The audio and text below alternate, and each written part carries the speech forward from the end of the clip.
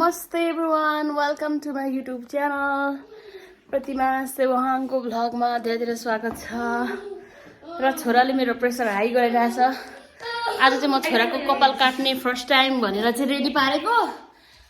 अनि यति रिस उठिरहेछ कि कुटुङ जस्तो भइरहेछ। अटो पनि किन झगडा गरेको? लु जानु जुत्ता कहाँ छ? जुत्ता तिम्रो जुत्ता खै बाहिर छ लु जाउँ न त। अब जुत्ता लाउन यता आमा हतार भएको बेलामा त आज चाहिँ छोरालाई यस्तो दिमाग खराब गर्यो कि जुत्ता लगाइदिनु। उसलाई निद्रा लाग्ने बेला पनि भयो, कपाल काट्न टाइम लाग्छ। यस्तो भयो क्या हिँड्ने बेलामा। यसलाई सक्स बेगर लगाइदिने अब हतार भएको छ कि यसलाई धेरै गर्मी पनि हुन्छ। यसलाई जुत्ता लगाइदिने यस्तो गाह्रो हुन्छ नि, खुट्टा औद्धाको जस्तो छ। पस्यो यता पसेन यता पछि चेप्पे छ। यो फेरि यो जुत्ता के खालको छ क्या, भित्र यस्तो उ भएको छ। अनि इलास्टिक फोल्ड हुन्छ क्या, इलास्टिक फोल्ड भएको हुन्छ क्या त्यो। आम्मा के साह्रो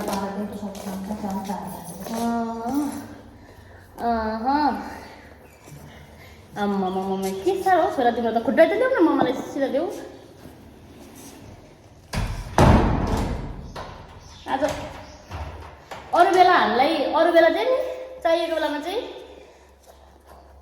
के भएको तिम्रो खुट्टा चाहिँ फेरि? खुट्टा के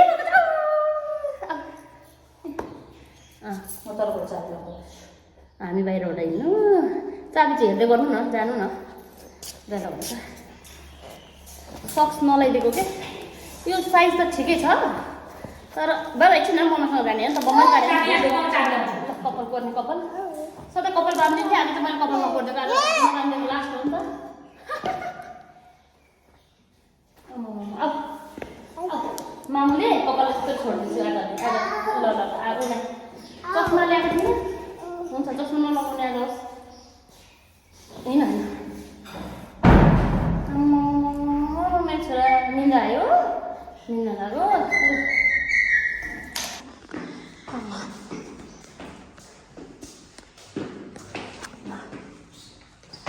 हिँडेको कपाल त आज एक दिन त लु छोडिदिउँ, के हुँदो रहेछ। आउनुहोस् ओइ ल हिँड। झम्प्लुङ ओइ झम्प्लुङ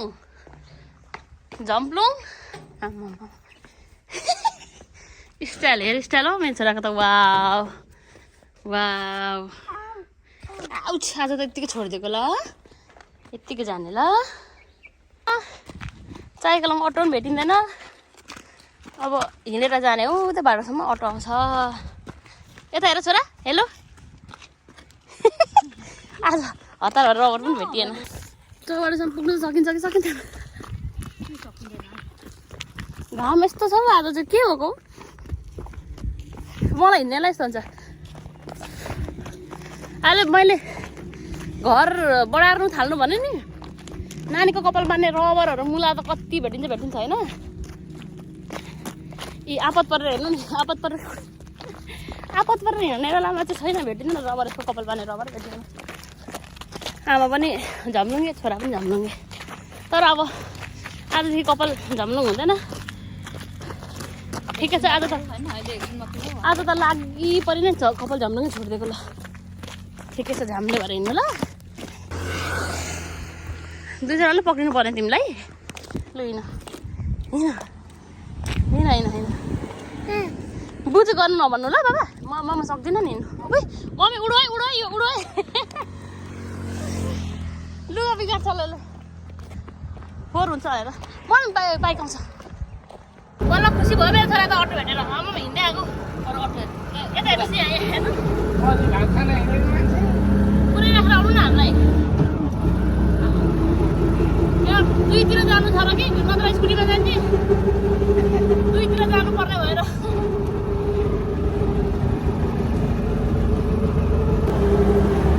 निद्रा लाग्यो क्या छोरालाई? हो निद्रा लाग्यो। कपाल उडाउँदा मजा आउँछ नि त उसलाई।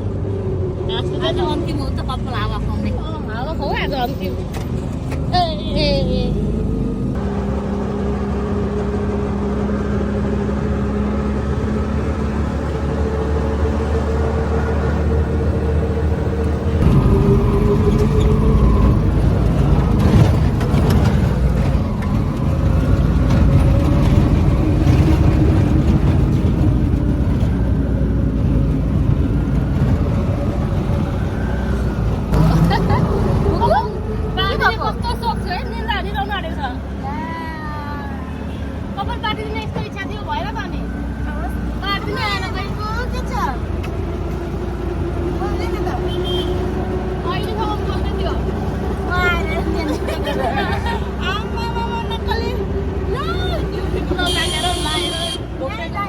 लास्ट आलु चाहिँ कपाल लामो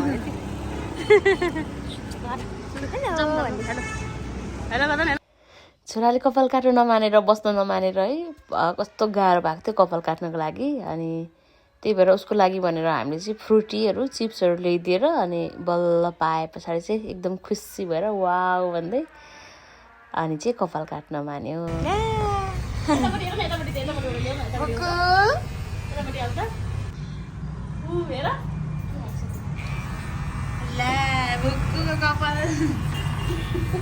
मैले कस्तो अर्कै देखेको हेर्नु किन हो बुकु हेर सानो के गरेन तर खाएको खाइन्छ यताबाट गरौँ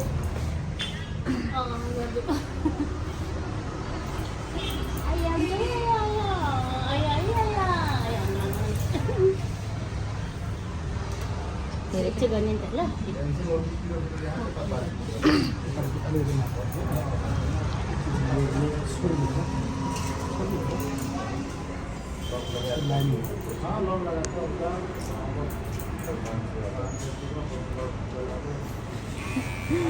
फाइनल्ली कपाल कटिङ भयो आज कति गति थियो गति चाहिँ अर्कै देखेको हौ मैले हुन्छ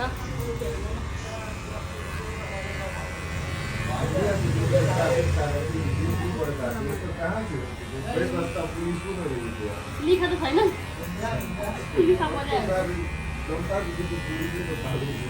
Oh my god. बुकु नै होइन नि देखेँ पछाडिबाट मेरो छोरा त मैले फर्स्ट टाइम देखेँ त सबैले नि मैले पनि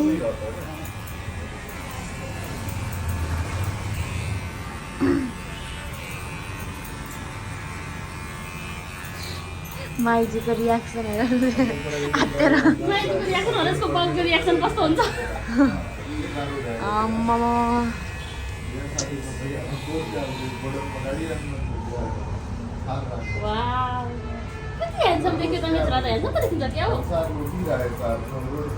बुकु तान्ने तारा बुकु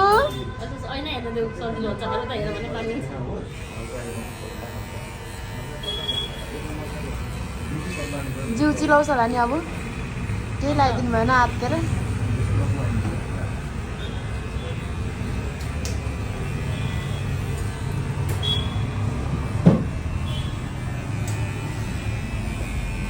कस्तो खतरा यस्तो कपालले पनि राम्रो देखिरहेछ फ्रुटी दुईटा चाहिन्छ फ्रुटी त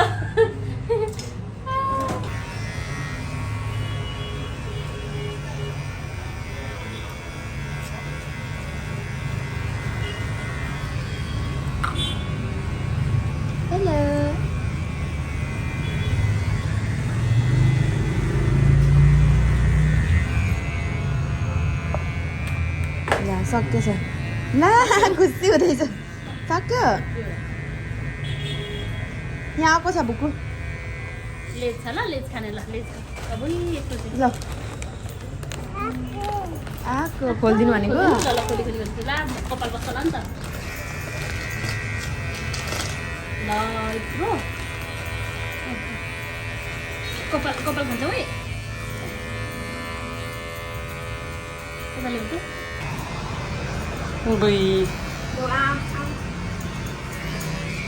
ल म दिन्छु छोडा साथी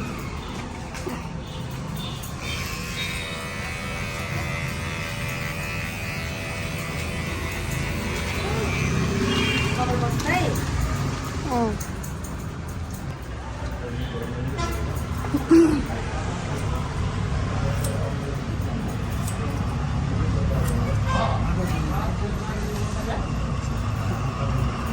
अब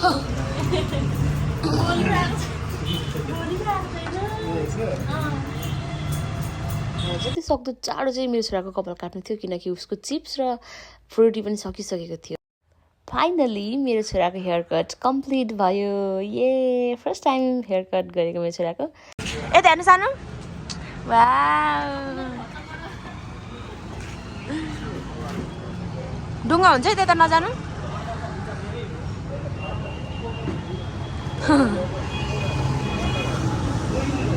माया गर्नु मलाई खोटे भुकु भुकु मलाई माया गर यता माया गर यहाँ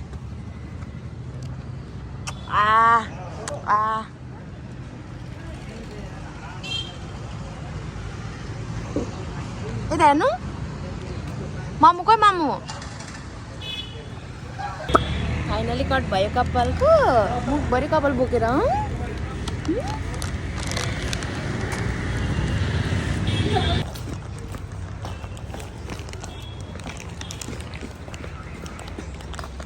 हिँड्दै हिँड जाऊ म खिचिदिन्छु।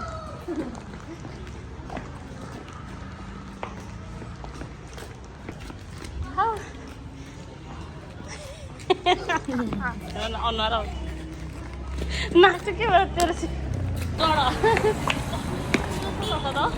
त बाङ्लो जस्तो हिँड्दाखेरि यस्तै हो यसको तार यति गरेन भने टकटक गरेर अडिँदैन नि त। कस्तो राम्रो सानो मैले नि यस्तै सोचेको हौ खाँदैन उसले त लस्सीहरू त त्यस्तो मन पराउँदैन।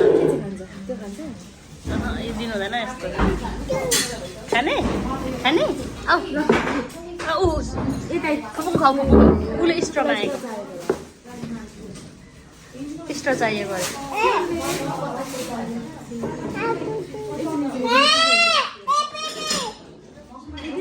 देऊ त एउटा स्ट्र माग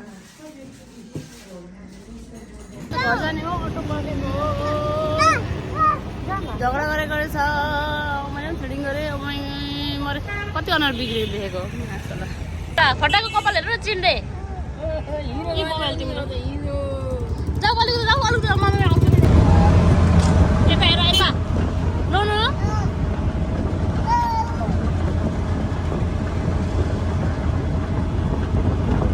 आऊ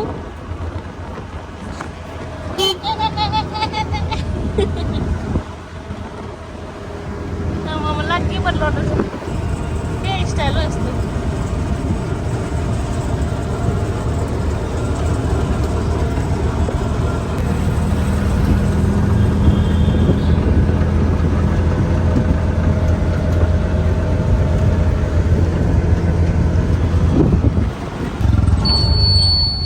यता आऊ यता आइयो हुन्छ बाबा टाउको निकाल नि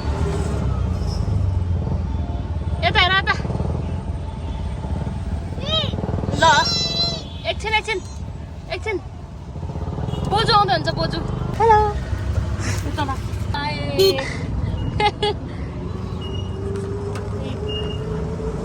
किन्दिएन हजुर किनिदिएको नि अनि अघि त कपाल काट्ने बेलामा खाँदै बस्यो लेज र फ्रुटी अबै नमालेर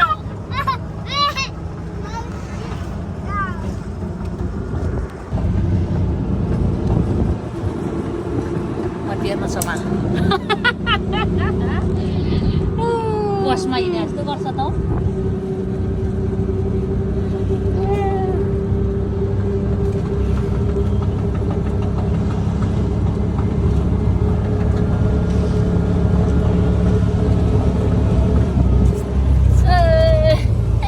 झालदेखि हाम पाल्छ है अन्त